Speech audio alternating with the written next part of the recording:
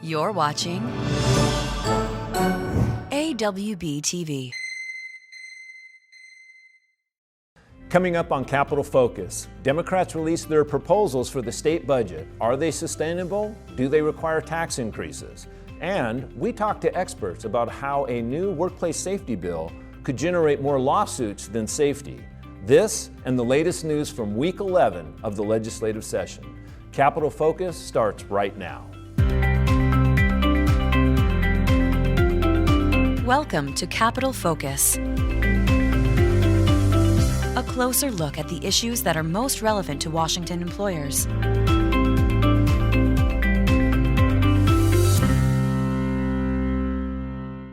Hello, I'm Dave Maston. Welcome to Capitol Focus, where we bring you the highlights of this year's legislative session. We have a lot to cover, so let's get started. Democrat lawmakers have released their budget proposals for the next 2 years. These plans spend over $59 billion in state dollars and $1.9 billion in federal stimulus funds and leave about $1 billion in reserve.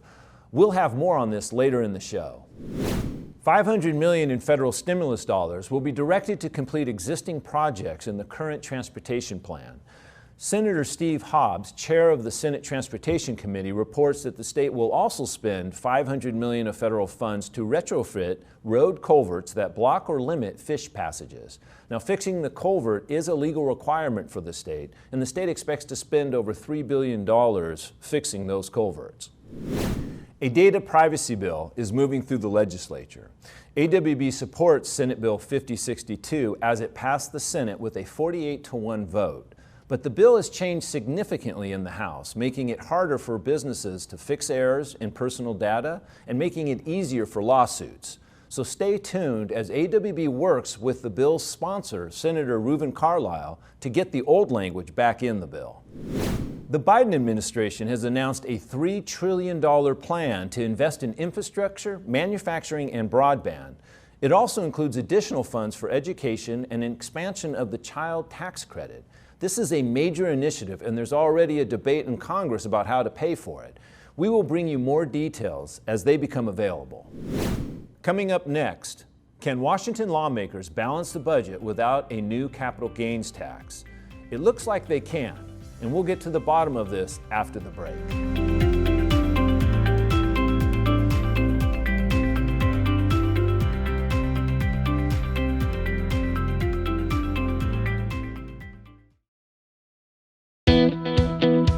Fulcrum is in the business of creating healthy environments. We're looking for hazardous building materials, environmental contaminants, and indoor air quality issues. Attracting talent is a major concern right now. We have significant issues trying to find qualified candidates that have the right certifications. And so it's important that we have a good benefits program, and something like AWB Health Choice gives us that basis. Alafia works to alleviate poverty and promote gender equality. We do that through the fair trade of sustainable resources in West Africa. Private enterprise alleviates poverty. Using a business to make money to help other people. Our mission is heavily impacted by excessive regulations or taxation. And when the business is difficult, it means that you can't grow, and you can't grow, it means you can't hire people. We believe that every human being deserves to have an opportunity.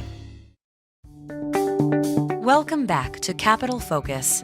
And now, the close-up.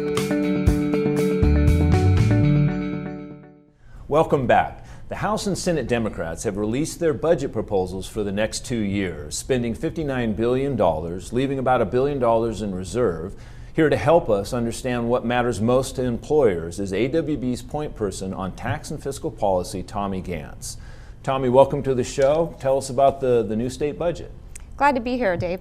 Over $28 billion of this money goes to public schools, $5 billion goes to higher education, $19 billion is going to go to human services, and almost $1 billion for governmental operations. Overall, this is a 12% increase. If you look at the inclusion of the federal funds, we're looking at close to a 33% increase over the 2017-2019 biennium. 33% increase. Yes. Okay. Yes. So, and to help us understand more, we can check with Emily Makings of the Washington Research Council. Emily, thank you so much for joining us today. Thank you for having me. Emily, you've had a few hours to look at these numbers. How does this compare to the previous year's budget? Yeah, we are still digging through everything. It's always a short time frame on turnaround for these budgets. The budget would appropriate $59.2 billion for 21-23, which, as you mentioned, is a 12% increase over the proposal for 2019-21. Even adjusted for inflation, this would be a 49% increase over the pre-Great Recession spending high point. So we've definitely been increasing spending consistently over time. That said, the 12% increase in state spending is within kind of the normal range. For example, it is higher on the higher end, but it's not totally out of normal. The current 2020 supplemental was an increase of 20% over 2017-19. I would also like to highlight the major federal dollars headed to Washington State, $11 billion just in the latest round. This includes $1.18 billion for cities, $1.47 billion for counties, and about $1.9 billion for K-12 education. In addition, $655 million for higher education and $4.25 billion for the state government. Emily, how did these numbers show up in the budget proposal? One unanswered question for me about the federal money is in what year the money will be able to be appropriated by the government. So although you've got about $11 billion from the latest relief package, it's not the case that it will all be spent necessarily in 21-23, for example. The budget documents from the Senate chair note that federal relief funds, which is funds that will be appropriated by the legislature, plus the funds that were allocated by the governor under the unanticipated receipts process last year. Those funds total $6.7 billion in 2019-21 budget and $7.6 billion in the 21-23 budget. So that's all on top of the state funding that they're expecting to appropriate. Including those federal dollars, it looks like the state spending plus federal relief will increase by 33% in 2019-21 over 2017-19, and then will increase again by 12.4% for 21-23. Emily, thank you for joining us today. We really appreciate your insight. Thanks for having me. I'm still getting my head wrapped around the 33% of the state and federal dollars. Federal dollars, you talked to a couple of our colleagues earlier today about some of the federal spending. Yeah, let's take a look. Washington faces a court order to replace our road culverts that block fish passages. The total price tag is about $3.1 billion. Transportation leaders are proposing to allocate about $500 million in the federal stimulus package to address the culvert issue. Another $600 million in federal dollars would go to make up for the revenue losses related to the pandemic. Using the one-time federal dollars to fund infrastructure is a smart investment. The budget proposal has about $500 million for the Unemployment Insurance Trust Fund. That fund, as you know, was substantially depleted during the pandemic. It was used to basically keep the economy going. It was never intended for that purposes, but it worked towards that. But as a result of that, we have depleted a fund that is going to affect employers across the state. One of the concerns we have is the $500 million, while it's great, is not enough. It needs to be more. In addition, as we determine how we're going to distribute that $500 million, we really want to make sure that we are going to do it in an equitable way, that we don't create winners and losers in this process, because everyone was impacted in this case. Those are really two great examples of using one-time federal dollars on important projects, but one-time spending, right? That's really good projects. Our next question, of course, is about capital gains. We've been talking about it all year, and the legislature looking at capital gains increases. Did increase find its way into the budget proposals? Well, unfortunately it did, and it raises about $360 million this budget. So it's $360 million in this upcoming 2-year budget. What if they didn't have that money? What if they decided, no, we're not going to do that tax increase? Would they have enough revenue in reserve to fund the budget that they are looking to pass? Yeah, without the capital gains, with revenue and reserve, you're looking at about $60 billion to fund a $59 billion budget. Okay, so the money's there without raising taxes. Yeah, it's really not a strong fiscal argument for the capital gains tax. And a couple weeks ago, we heard from the Seattle Times. They came out against the capital gains tax bill. Quoting them, it looked like it was taxation for taxation's sake, and so that's a pretty strong statement coming from the Times. But it looks like the Seattle Times is probably right about that. Absolutely. Tommy, thank you for joining us today with all this great information. We'll keep watching these budget proposals as they move through the process. Glad to be here. Up next on Capitol Focus, Washington has some of the safest workplaces in the country and a strong state agency that protects both workers and employers. So why open the door to more lawsuits? We'll learn more after the break.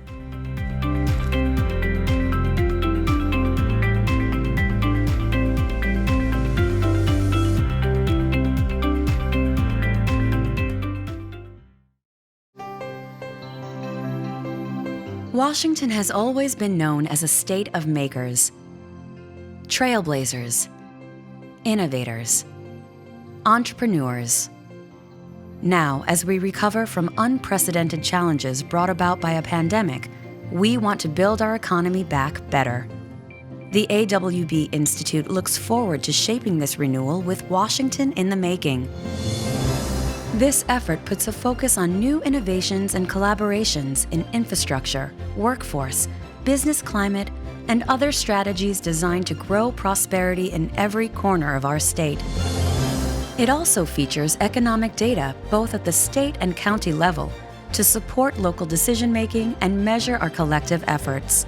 Join us as we work to make Washington stronger. Visit WashingtonInTheMaking.org today to learn more.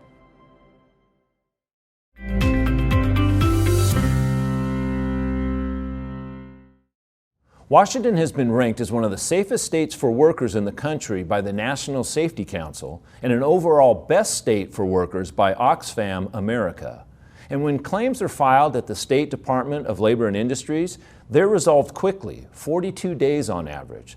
So why are some lawmakers proposing major changes that would allow individuals to go outside the system, hire private attorneys to take action on their own?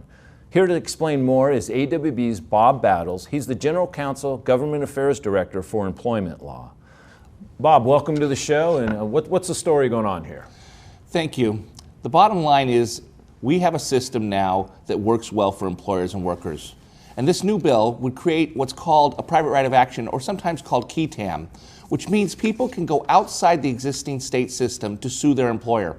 California has adopted a similar approach, and the result has been an explosion of lawsuits with real questions as to whether this has benefited workers or employers. Here to tell us more is Dan Spurgeon from Martins & Associates. He previously worked on this issue in California, and he's now practicing in Washington. Welcome to Capitol Focus. Thank you, Bob. It's good to be here. How is this similar to what happened in California? In California, they have a similar statute called PAGA, the Private Attorneys General Act, and that was enacted in 2003 and designed to add a third type of procedure where employers could pursue violations of their rights. And what were the results of that law in California? It resulted in a drastic increase in litigation there. In addition to the existing two other methods, which were filing a direct lawsuit or filing a class action lawsuit against the employer, the third new Qui Tam PAGA method alone has resulted in 1,445 new PAGA suits in California between January 1st, 2021 and March 26, 2021. And who has really ended up paying for this?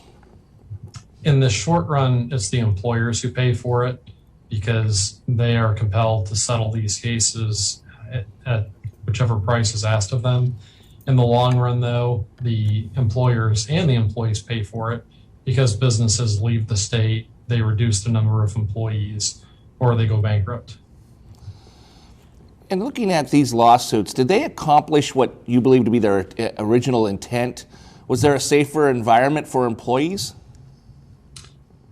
I don't believe that they did achieve their their stated goal of increasing compliance with the laws, because employers are subjected to so many thousands of pages of requirements of various types that no employer, no matter how honest and well-intentioned they are, can comply with every single law of every type.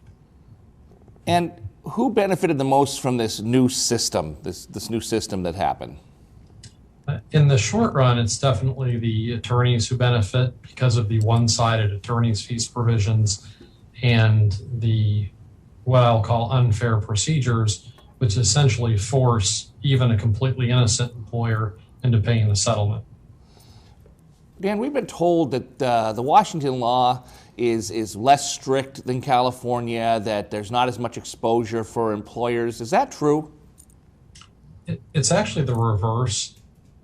Under the California law, you have to be an aggrieved employee who, at least at some point in time, has been personally harmed by the violation.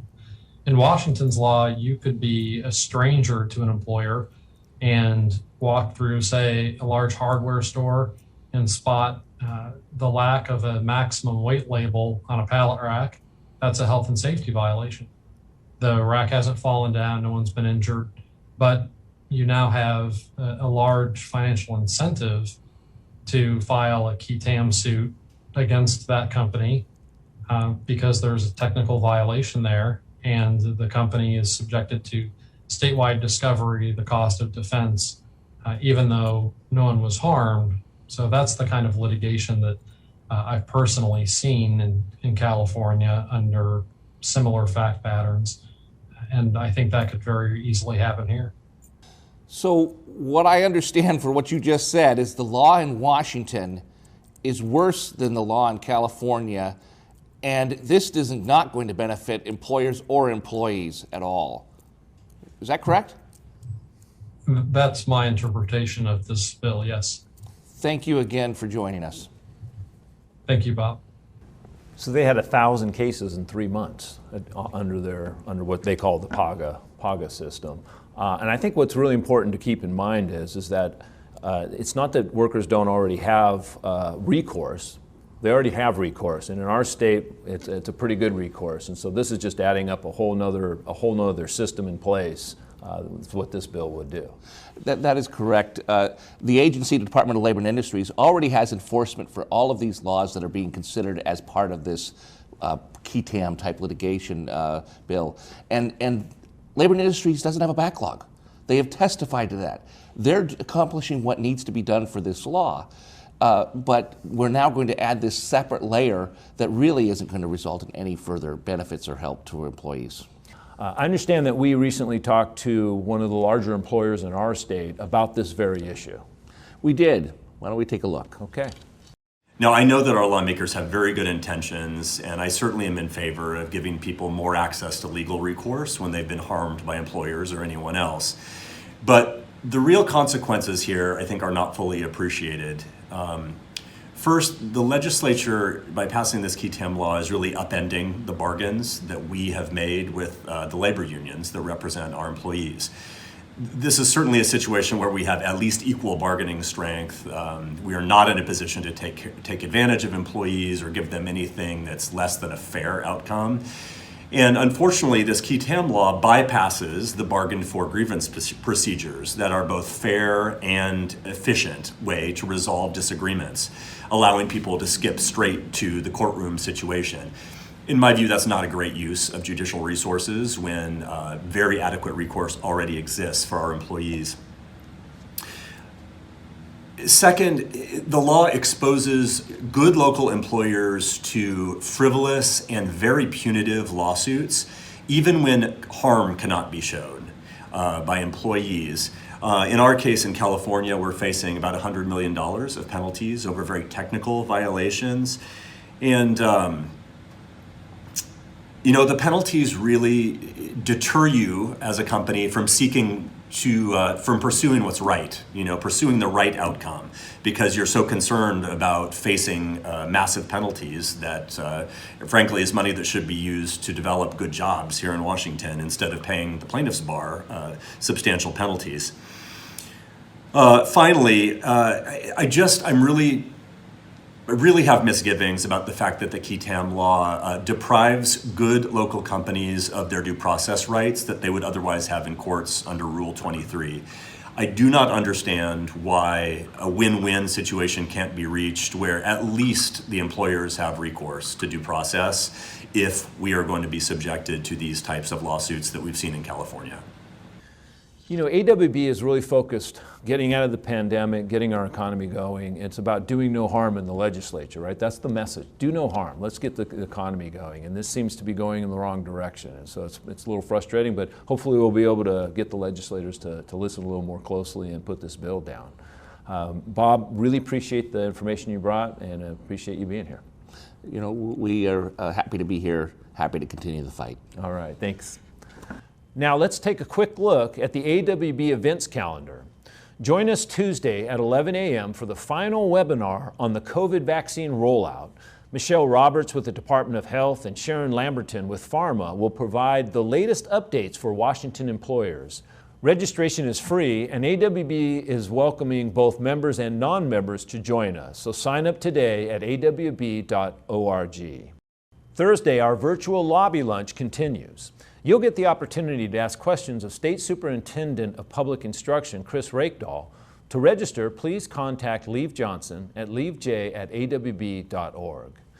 Our popular HR and employment law webinar series continues on April 7th. This event will share the latest information on wage and hour laws and help your business stay in compliance. These webinars offer continuing education credits as well. AWB members will get the latest updates from the 2021 legislative session at a free webinar on April 27th. Our government affairs team will cover the big issues that impact employers. To learn more about becoming a member, contact Sean Heiner at seanh@awb.org. There's a great lineup coming together at AWB's virtual spring meeting on May 12th. Economists Matthew Gardner, sports reporter Jen Mueller, and Fred Rivera and Dan Wilson of the Seattle Mariners will join us. We'll be covering all the big issues related to business, advocacy, and rebound and recovery in this year's meeting.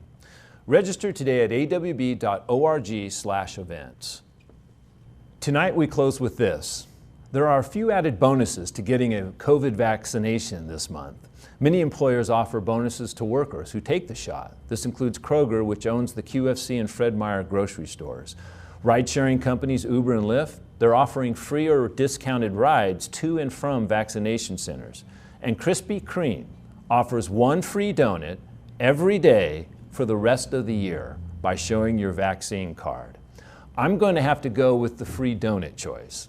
This is AWB's Capitol Focus. I'm Dave Maston signing off, so please be safe, be smart. I'll see you next week.